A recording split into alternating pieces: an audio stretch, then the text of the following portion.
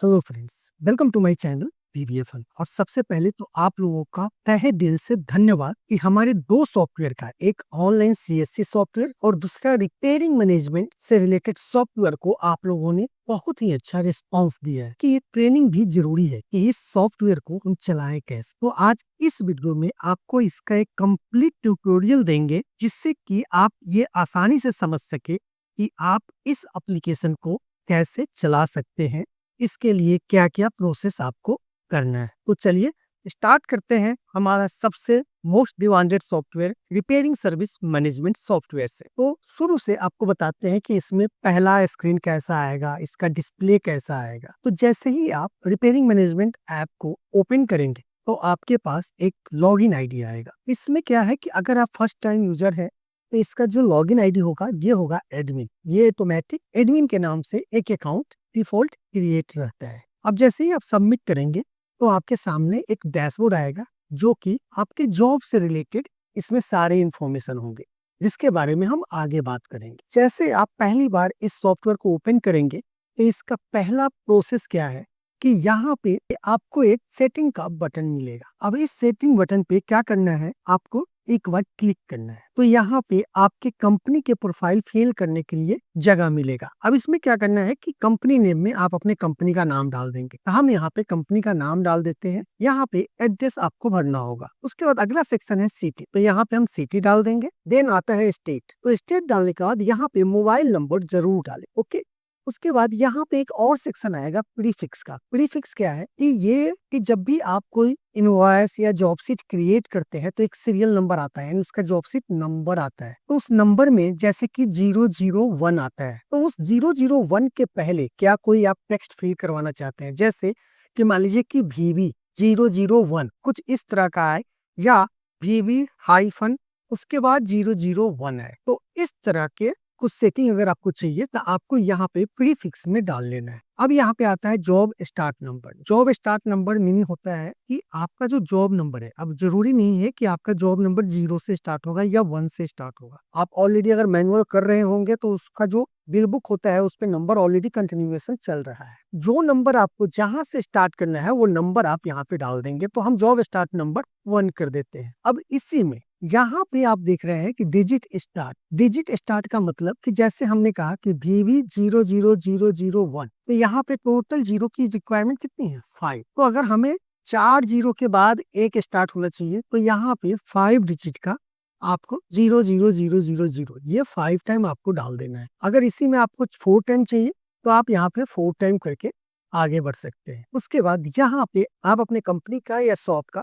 लोगो अगर हो तो आप लोगो यहाँ पे इंसर्ट कर सकते हैं। ओके, जब लोगो वगैरह लोगो ऐड हो जाए, आप सारी इंफॉर्मेशन यहाँ पे फिल कर दी तो इसे सेव अपडेट कर सकते हैं। तो यहाँ पे जैसे ही सेव अपडेट करेंगे, जब दोबारा ओपन करेंगे तो आपको ये सब चीज दोबारा से भरने की जरूरत नहीं है। अब यहाँ पे हम आते हैं यूजर कंट्रोल में। यूजर कंट्रोल में क्या है कि इसमें हमने लॉगिन प्रोसेस दिया है कि जैसे किस यूजर को आप कौन सा सेक्शन ऑथराइज कर रहे हैं कि वो यूज कर सकता है। क्या वो कस्टमर फील कर सकता है, टेक्नीशियन फील कर सकता है, डिवाइस फील कर सकता है, प्रॉब्लम फील कर सकता है, रिपेयरिंग फील कर सकता है। इस तरह हर एक सेक्शन को आप ऑथराइज कर सकते हो। तो इसके लिए आपको केवल चेक और अनचेक करना है, राइट। तो ये आपके हो गए सेटिंग का सारा प्रोसेस। अब हम चलेंगे अपने डैशबोर्ड में। अब डैशबोर्ड में क्योंकि ये फर्स्ट टाइम है तो यहाँ पे आपको किसी भी तरह का कोई डाटा नहीं दिखेगा। तो हमें नया जॉब अगर क्रिएट करना है तो हम यहाँ पे जॉब सीट पे जाएंगे। लेकिन जॉब सीट पे जाने से पहले मैं आपको कहना चाहूंगा कि यहाँ पे स्टॉक को समझते हैं सबसे पहले। अगर आप इन्वेंट्री मैनेज करना चाहते हैं तो ये स्टॉक को जरूर ध्यान में रखें। यहाँ पे आप अपने प्रोडक्ट का नाम डाल सकते हैं, कोई भी प्रोडक्ट का नाम। ये एक बार डालना है, जब एक बार यहाँ पे सेव हो जाएगा तो बार बार आपको स्क्रीन टाइप करने की जरूरत नहीं पड़ेगी। अब यहाँ पे प्रोडक्ट टाइप में आप डाल सकते हो कि ये सेट है, मतलब कि लैपटॉप एक पूरा सेट है या उसके पार्ट्स है, या मोबाइल सेट है या पार्ट्स है। तो हमने यहाँ पे स्क्रीन पार्ट्स कर दिया। क्वांटिटी हमने 10 पीस खरीदा और यहाँ पे हमें डालना है परचेज प्राइस, मतलब कि आपने किस रेट में परचेज किया है। तो हम यहाँ पे मान लेते हैं कि 200 रुपया परचेज किया। ओके, अब हम चलते हैं बैटरी। तो बैटरी हमने यहाँ डाला और ये भी हमने 10 पीस खरीदा और ये हमने खरीदा 300 के रेट से और सेव कर दिया। अब आप यहाँ पे देखेंगे कि क्वांटिटी 10 है। एक बार और हम स्क्रीन दोबारा परचेज करते हैं, बैटरी भी परचेज करते हैं तो, और यहाँ पे स्क्रीन भी परचेज करते हैं 5 और 200 के रेट से। ठीक है, तो यहाँ पे हमने ये परचेज कर लिया, तो हमारे पास टोटल स्टॉक कितना है? अगर हम बैटरी पे डबल क्लिक करें तो यहाँ पे आपको दिखेगा कि टोटल स्टॉक क्या है। एक तो यहाँ पे है कि एक एक आइटम का आप स्टॉक देख सकते हो, तो इस तरह आप यहाँ पे अपने स्टॉक का एंट्री कर सकते हैं। अब जब स्टॉक आपका एंट्री कंप्लीट हो जाए या जब भी आप परचेज करते हो तो यहाँ पे आके आप एंट्री कर सकते हैं। उसके बाद हम चलेंगे जॉब सीट में। जॉब सीट में यहाँ पे आपको कस्टमर का नाम डालना है, तो आप यहाँ पे जैसे ही टाइप करेंगे तो सर्च में आ जाएगा यहाँ पे। अब मान लीजिए कि यहाँ पे कोई नाम नहीं आ रहा है, इसका मतलब है कि यहाँ पर अभी तक किसी भी कस्टमर का नाम ऐड नहीं किया गया है। तो यहाँ पे ऐड कस्टमर है, इस पे आप क्लिक करेंगे और यहाँ पे कस्टमर का नाम ऐड कर सकते हैं। तो हमने यहाँ पे कस्टमर का नाम ऐड कर लिया और मोबाइल नंबर डाल के, और यहाँ पे आपको टाइप चूज करना पड़ेगा, ये कस्टमर है, रिटेलर है, होलसेल है या टेक्नीशियन। तो हमने कस्टमर कर दिया और इसे सेव कर दिया। तो यहाँ पे आप देखेंगे ये इन्फॉर्मेशन आ गई।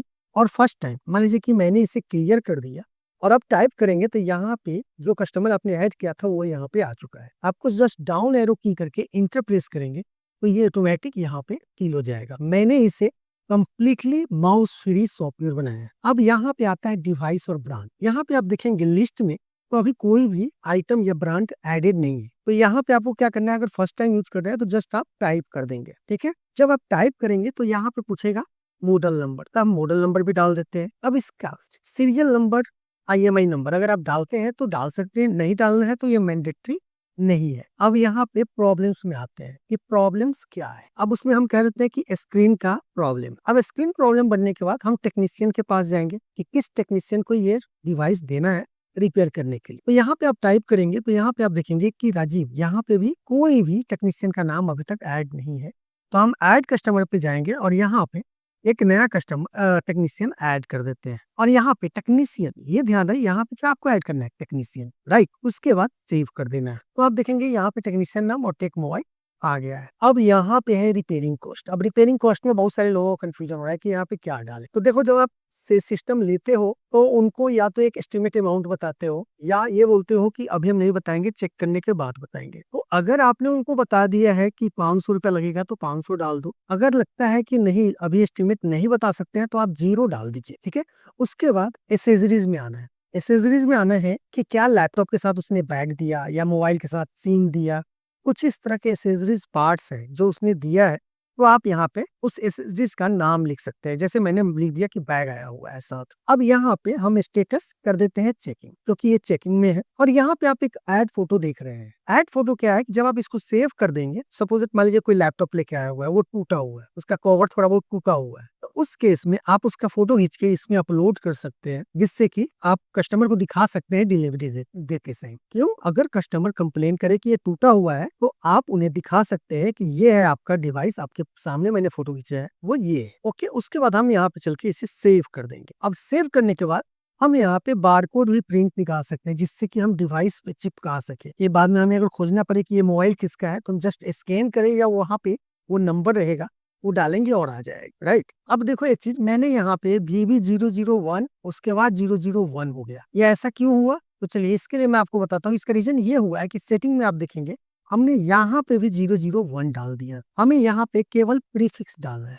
ध्यान रहे, ठीक है। तो ये यहाँ पे हम प्रीफिक्स 00 जितना देना है वो यहाँ देंगे, राइट।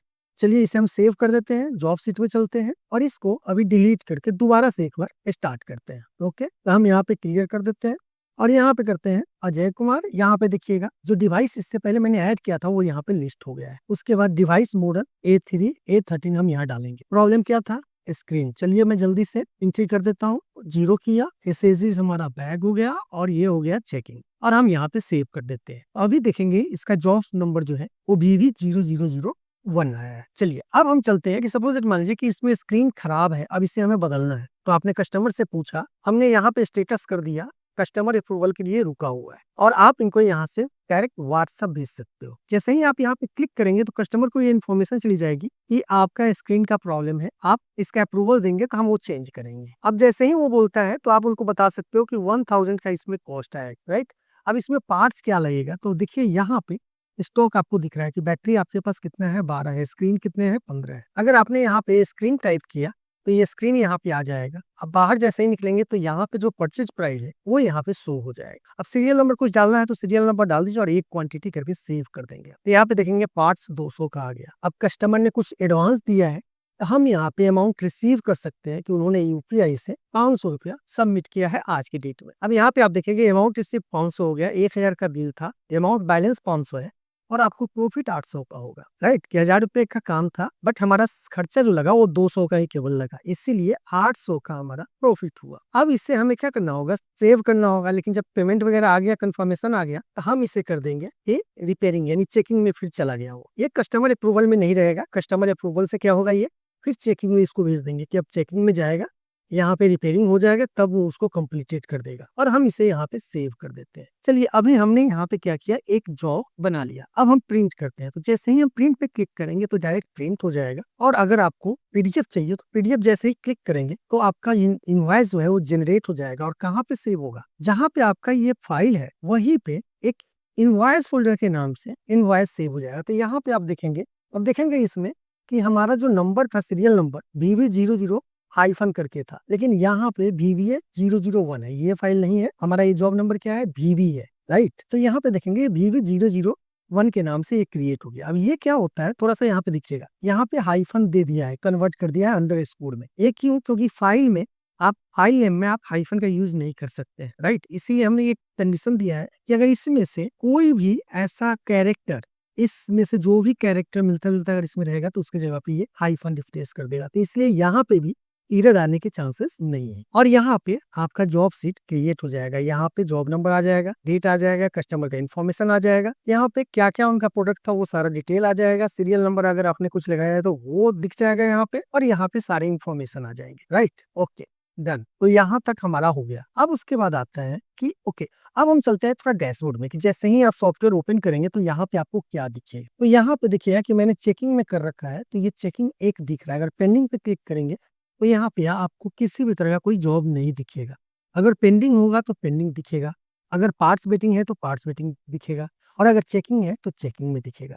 चलिए इसका एक बताते हैं कि जैसे यहाँ पे कंप्लीटेड में अभी कुछ नहीं दिख रहा है, हम जॉब सीट में गए और इस सेक्शन को पकड़ के हम इसे कर देते हैं कंप्लीटेड और इसे सेव कर देते हैं। अब आप डैशबोर्ड में जब जाएंगे तो यहाँ पे देखेंगे ये चेकिंग हमारा 0 हो गया और कंप्लीटेड हमारा 1 हो गया, राइट। तो ये यहाँ पे इस तरह का एक सारा एक डैशबोर्ड टाइप का सारी इंफॉर्मेशन एक समरी बन के दिख जाएगा। अब इसके बाद चलते हैं फाइनेंशियल में। फाइनेंशियल में क्या क्या दिखता है, यहाँ पे क्या है, आप डेट वाइज भी सर्च कर सकते हैं कि किस डेट से किस डेट तक कितना काम आया, उसमें कितना कॉस्ट आपने कस्टमर से चार्ज किया, आपका रिपेयरिंग कॉस्ट क्या लगा, आपको प्रॉफिट क्या हुआ, रिसीट आपने कितना कर लिया, और रिसीट क्या क्या मोड से किया है, यूपीआई से कितना किया है, बैंक से कितना किया है, जो जो जितने तरीके से आप पैसा रिसीव करेंगे उसका सारा इंफॉर्मेशन यहाँ पे दिखाएगा।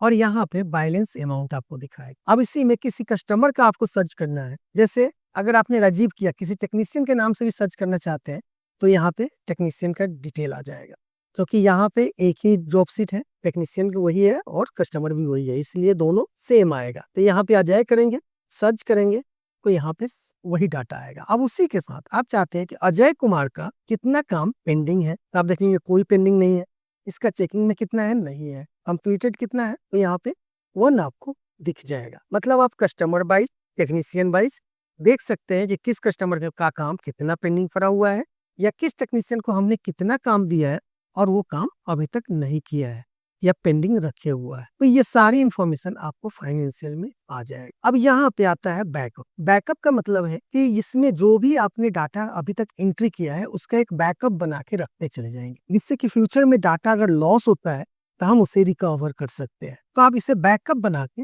ओके करेंगे तो क्या होगा कि बैकअप फाइल क्रिएट हो जाएगा। और ये कहाँ पे क्रिएट होगा, ये इसी जहाँ पे फोल्डर आपका मेन फोल्डर है वहीं पे बैकअप फोल्डर के नाम से क्रिएट हो जाएगा, जिसमें उसका डेट और टाइम के अनुसार बनेगा। अब यहाँ पे एक लॉस्ट डिवाइस है, ये बहुत सारे लोगों की रिक्वायरमेंट नहीं है, लेकिन अगर आप चाहते हो तो आप इसको भी यूज कर सकते हैं। यहाँ पे क्या होता है, कभी कभी कस्टमर जो है वो आते हैं और आपको कहते हैं कि मेरा मोबाइल या मेरा लैपटॉप या मेरा कोई भी सामान चोरी हो गया है जिसका सीरियल नंबर 1234 है। हमने यहाँ पे अजय कुमार कर दिया और कोई भी कॉन्टेक्ट डाल के हम सेव कर देते हैं। अब देखिए यहाँ पे हमने सीरियल नंबर कितना डाला, 1234। अब आप जॉब सीट में जाइए और यहाँ पे सर्च करना है हमें। जो आए बंदा आया आपको डिवाइस दिया, आपने यहाँ पे टाइप किया 124। जैसे ही बाहर निकलेंगे तो ये आपको बता देगा कि ये डिवाइस जो है चोरी हो चुका है। तो आप फिर उस कस्टमर को इन्फॉर्म कर सकते हैं कि ये डिवाइस हमारे पास आया है। अब आता है सर्च करने का। तो यहाँ पे सर्च आप किसी भी चीज से कर सकते हो, जॉब आईडी से कर सकते हो, कस्टमर नेम से कर सकते हो, कस्टमर के फोन से कर सकते हो,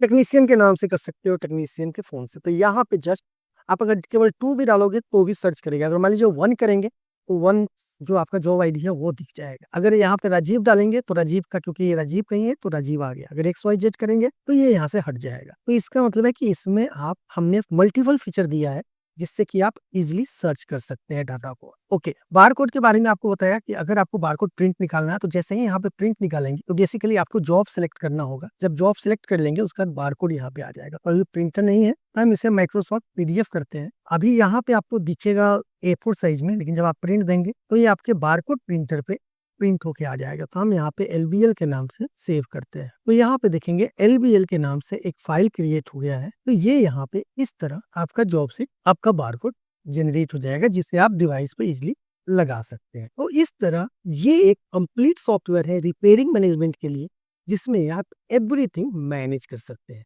इसके साथ एक दो चीज इसमें और है जो आपको बताना चाहूंगा कि अगर मान लीजिए कि रिमार्क आपको कुछ देना है तो आप रिमार्क के लिए मैंने भेज दिया है।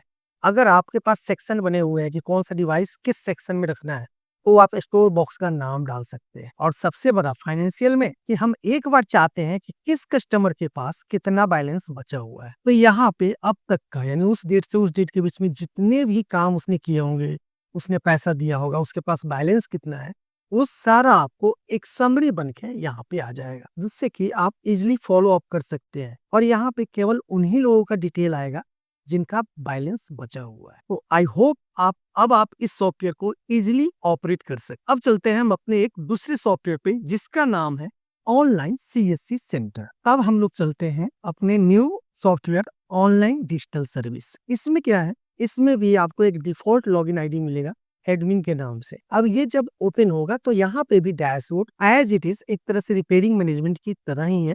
यहाँ पे कुछ ग्राफ्स वगैरह दिखेंगे, बट क्योंकि यहाँ पे कोई जॉब नहीं है तो यहाँ पे कुछ आपको दिखेगा नहीं। तो यहाँ पे हम चलते हैं, सबसे पहले जॉब क्रिएट करते हैं। तो यहाँ पे जॉब क्रिएट करेंगे तो जॉब जैसे ही यहाँ पे आप डालते हैं न्यू करेंगे तो यहाँ पे आपको जॉब डेट डालना है। अब यहाँ पे देखेंगे कोई नाम नहीं है तो आपको क्या करना है, इस पे क्लिक करना है और एक कस्टमर ऐड कर लेना है। तो हमने यहाँ पे कस्टमर ऐड कर लिया, इनका कस्टमर कॉन्टेक्ट नंबर डाल देंगे। और अगर कुछ डॉक्यूमेंट है कि कुछ डॉक्यूमेंट हमें अटैच करके रखना है कि उनकी जब उनका काम होगा उस डॉक्यूमेंट की रिक्वायरमेंट होगी, तो आप इस पे डबल क्लिक करके जितने डॉक्यूमेंट चाहे आप इसमें ऐड कर सकते हैं। तो मान लीजिए कि इस पिक्चर को हमने सेलेक्ट किया और ओके कर दिया, तो यहाँ पे आप देखेंगे कि ये चीज ऐड हो गया, जिससे हम दोबारा बाद में कभी अगर ओपन करना चाहें तो हम यहीं से ओपन करके उस फाइल को देख सकते हैं। अब आते हैं कि इसमें आप जब सेलेक्ट करेंगे तो यहाँ पे नाम ऑटोमेटिक आ जाएगा। जैसे ही आप सेलेक्ट करेंगे तो यहाँ पे एड्रेस, कॉन्टेक्ट और उनके डॉक्यूमेंट यहाँ पे भी दिखने शुरू हो जाएंगे। अब यहाँ पे क्या है कि यहाँ पे बहुत सारे काम आपको दिखेंगे, लेकिन अभी क्योंकि ये नया है तो यहाँ पे कोई भी वर्क टाइप आपको नहीं दिख रहा है।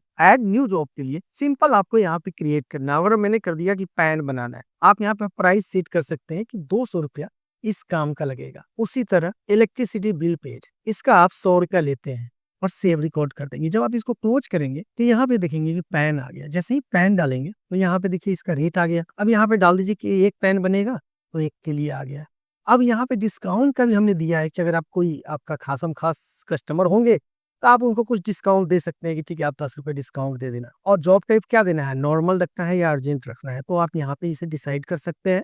और इसको अगर अभी पेंडिंग करना है तो पेंडिंग कर सकते हैं। इससे क्या होगा कि फ्यूचर में अगर किसी कारण से ये रिजेक्ट हुआ तो आप यहाँ पे रिजेक्ट करके डाल सकते हैं और नोट बना के आप इस डॉक्यूमेंट में अटैच कर सकते हैं कि किस कारण से रिजेक्ट हुआ है, वो इस डॉक्यूमेंट में आप अटैच कर सकते हैं। उसके बाद हम चलते हैं इलेक्ट्रिसिटी बिल पेड। ये भी एक है और इसमें हम कोई डिस्काउंट नहीं दे रहे हैं, बट ये नॉर्मल नहीं है, सॉरी ये पेंडिंग है, बट ये जॉब टैब जो है नॉर्मल है। अब देखिएगा यहाँ पर नीचे थोड़ा देखेंगे कि यहाँ पे क्या हुआ कि टोटल काम आपका कितना हुआ 300, उसमें से 10 रुपए आपने डिस्काउंट दिया, टोटल कितना हुआ 290।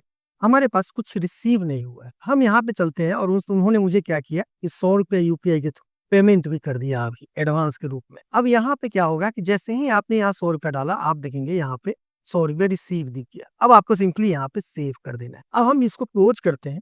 अब यहाँ पे जाएंगे तो जितने भी इंडिविजुअल काम है वो सारा लिस्ट हो जाएगा। अब यहाँ पे जैसे ही आप पेंडिंग अमाउंट यानी कोई कस्टमर को सिलेक्ट करेंगे, अजय कुमार, तो अजय कुमार का पेंडिंग अमाउंट यहाँ पे शो करेगा। ठीक है, ये 300 का था, 10 रुपए डिस्काउंट था, 100 रुपया उन्होंने दे दिया, तो ये 190 रुपया बाकी है। उसी तरह यहाँ पे देख सकते हैं कि पेंडिंग काम कितने हैं, कंप्लीटेड कितने हैं। अब जैसे मान लीजिए कि ऑल किया, इस पे मैं गया और यहाँ पे पैन वाले काम को हम कर देते हैं कंप्लीटेड और इसको सेव कर देते हैं। अब जब यहाँ पे जाएंगे आप, इसको ऑल क्लिक करेंगे तो टोटल जॉब 2 दिखेगा। हम देखना चाहते हैं केवल पेंडिंग मेरा कितना काम है, तो आपको दिखेगा कि यहाँ पे एक काम है। कंप्लीटेड कितना काम है, तो एक काम दिखेगा, राइट। तो इस तरह ये एक सिंपल सा सॉफ्टवेयर है जो कि आपके डेली के काम को आसान करेगा। अब इसमें दूसरा चीज है कि कस्टमर को आपको प्रिंट भी देने होंगे, तो आपको सिंपल इसके लिए यहाँ पे प्रिंट पे क्लिक करना है और अपने कस्टमर को बहुत ही सुंदर और अच्छा इनवॉइस यहाँ से क्रिएट करके जस्ट यहाँ पे आपको प्रिंट करना है और ये प्रिंट हो जाएगा। अगर आपको पीडीएफ में करना है तो यहाँ पे एक्सपोर्ट एज ए पीडीएफ की कर सकते हैं। तो यहीं से आप दोनों चीज इजिली मैनेज कर सकते हैं। तो आई होप आपको इससे भी यूज करने का तरीका समझ में आ गया होगा। अब हम आते हैं फाइनल कि अगर कुछ नए लोग इंटरेस्टेड हो इस दोनों सॉफ्टवेयर में, आइदर ऑनलाइन सीएससी सेंटर या रिपेयरिंग मैनेजमेंट सॉफ्टवेयर की, तो रिपेयरिंग मैनेजमेंट सॉफ्टवेयर में, रिपेयरिंग मैनेजमेंट ऐप में हमारे पास 2 वर्जन है। एक वर्जन है कि अगर आप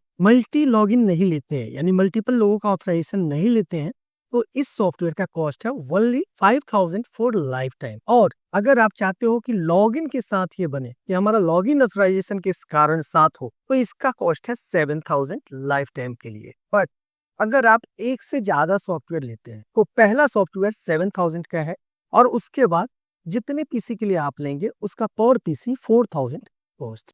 और अगर आप सीएससी डिजिटल सेवा केंद्र से रिलेटेड सॉफ्टवेयर लेना चाहते हैं तो इसका प्राइस है ओनली 500। आई होप आपको आज का ये ट्रेनिंग सेशन अच्छा लगा होगा जो लोग इन सॉफ्टवेयर को यूज कर रहे हैं। तो इसी के साथ धन्यवाद।